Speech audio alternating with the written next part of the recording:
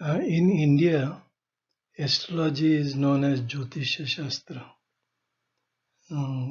also known as Hindu astrology, Indian astrology, and recently as Vedic astrology. So I had a formal education from Jyotirvidyalaya, Mumbai, and this is an institute run by Kalanirnay promoters Sargaonkar and Ambekar, and it is a 2-year long course. And every Sunday I used to be attending the classes for about 3 hours. This was during 85-87. The courses included topics such as astrology, palmistry, numerology, and many more topics. There was a bonus trip to Titwara in the night because the skies are extremely dark at that time in Titwara, and you can see all the constellations in the sky. So they showed us the zodiac, the different nakshatras, grahas, and rashis and everything. So that was quite a fun. This presentation is for entertainment purposes only, and I'm not responsible for in any way for any action that you might take based on the contents of these slides. So this is a disclaimer. Thank you very much. This is a very wide topic, and I have divided into 10 sections, and further we'll be doing it in 4 presentations. So I'll be dealing with horoscopes and the way they are represented worldwide, the house characteristics, the Chandra Rashi characteristics, Chandra Nakshatra characteristics, Lagna Rashi characteristics, and then we'll have a small quiz. In the next presentation, we'll do Graha characteristics and what are dashas, and we'll try to cover other topics and also do 1 or 2 slides on palmistry. Thank you very much. Astrology is practiced world over, and there are different ways of representing horoscopes: the European style, the Chinese style, North Indian, and the South Indian. So the diagram shows the North Indian horoscope, rectangular in shape. It could be quite elaborately decorative, the borders particularly. Now there is a diamond in the center, and that is numbers 1, 4, 7, 10. This is the center, and 11 and 3 are the trikona.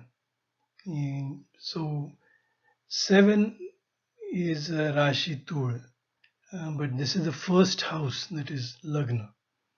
8 is the Rashi Vrishchika, but this is the second house. 1 is Aries, but this is the 7th house. There is Jupiter in the first house, Saturn in the 4th house, and in Capricorn. So this is how the North Indian style is. The house is fixed. It starts with 1, 2, 3, 4, 5, 6, 7, 8, 9, 10, 12. And the Rashis are the numbers. The numbers represent the Rashis, which is 1 is Aries, 2 is Taurus, 3 is Gemini, 4 is Cancer, 5 is Leo, and so on. So there's the fixed thing is the houses, and the Rashis are being represented by numbers. The Europeans and Chinese represent it as a circle. They divide that 360 degrees into 12 houses of 30 degrees each. And they have these signs and symbols, and these being the solar They exactly fall by the months.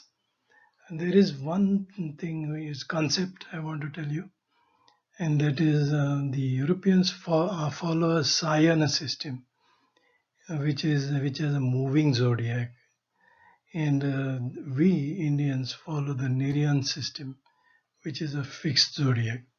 Our zodiac starts at Ashwini Nakshatra in Mesh. Currently, there is a 23 degrees difference between the two. So, if you get a Sayan Kundali, you will be subtracting 23 degrees to get to the Nirian Kundali. This is a concept I just want to introduce here, and we'll deal with it a little later. Thanks. This is the South Indian style of representing a horoscope, where you see VE, that is Aries. Sun, Mars, Mercury are in Taurus. Jupiter is in Leo. Ketu is in Virgo. Moon is in Dhanu. And AS stands for ascendant, which is in Kumbh. So Rahu and Saturn are in the Meena. And they also have this Navmansh Kundali as seen on the right side of the diagram. I'm showing you Navmansh. So each Rashi is divided into 9 sections, and that is the Navmansh. So you can place the Venus exactly within those 1/9 of a degree. That is 3 degrees. So unlike the North Indian style, where the houses are fixed, here the Rashis are fixed and the houses move. So that is the dramatically different way of looking at the horoscope. Okay, thanks a lot. So there are 4 types of representations in each horoscope you will see. One is called Janma Kundali, the second is called the Navmansh Kundali, third one is called the Bhava Chalit Kundali or just Chalit Kundali, and the fourth one is the Chandra Kundali. So the Janma Kundali is the one we saw already, and name dropping. The big names in this ancient times were Rishi Parashar, Bhrigu, Varahamir, Aryabhatta, and the big texts are Hora Shastra, Brihat Jataka, Faladipika, Bhrigu Samhita. They are still referred to by several schools. And on the European side, the most famous were Nostradamus and his predictions. The oracle at Delphi, they made predictions, and Troy war was caused because of one of the predictions.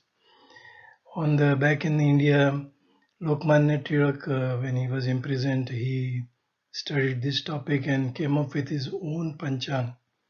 And he also found the age of Mahabharata based on the star combination given in one of the sutras. Then some of the prominent people like the Dhanvantari Award winner Dr. Purandare, he used to operate on C-sections in 1950s. Only after consulting astrologer. He himself was an astrologer. Then, of course, I have met Sargavkar, Ambedkar, V.D. Bhatt, and Raje. They were like in the 80s.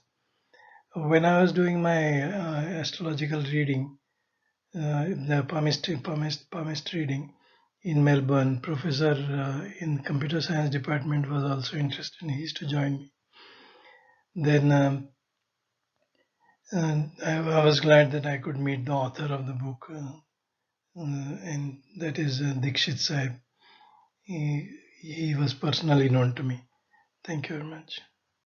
Steps in reading horoscope. House characteristics, Rashi in the house, Graha in the house, Lagna Lord, aspects on the house, Graha strength, Raj Yoga, and a group of houses. So here let us look at Lagna, which is in Dhanu, and so the Dhanu is our Lagna, and we have Ravi in the Lagna, which is a very good sign because Ravi gives a respectable personality. The Lord of the house is Lagna Lord is Jupiter, and it is in the fifth house. So, which is again a good thing because it is in the Navapancham house. Then Uranus is aspecting the Lagna, and Shani is aspecting Shukra, and the Mangal is not aspecting anything. And Chandra is aspect free, so this is a good sign. Then Graha strength. Ravi seems to be having reasonable strength, and Jupiter is slightly lower, but it gets the sthana bar. And then we have to find the Raj yogas in this horoscope. Right now we don't have any Yuti, but we have a lot of planets in the 6, 8 and 12. That's not good. But we still have the in the Kendra we have Ravi, which is a good thing, and in the Navapancham we have Guru. Predictions also depend on a group of houses. It is not over just one individual house. So that is another aspect we have to look at. So this way take into consideration everything before you make a prediction. Thank you very much. This is my acknowledgement to B.V. Raman. He has done a lot of work, written a lot of books, and he's also had a research team and an institute in Bangalore. This is like I have learnt a lot from him through reading. His style was South Indian, so that used to be a issue because most of the times I was looking at North Indian style horoscopes. But V.V. Raman is a big figure in astrology, Indian astrology, and I feel that a lot of astrologers have learned from him. Thank you.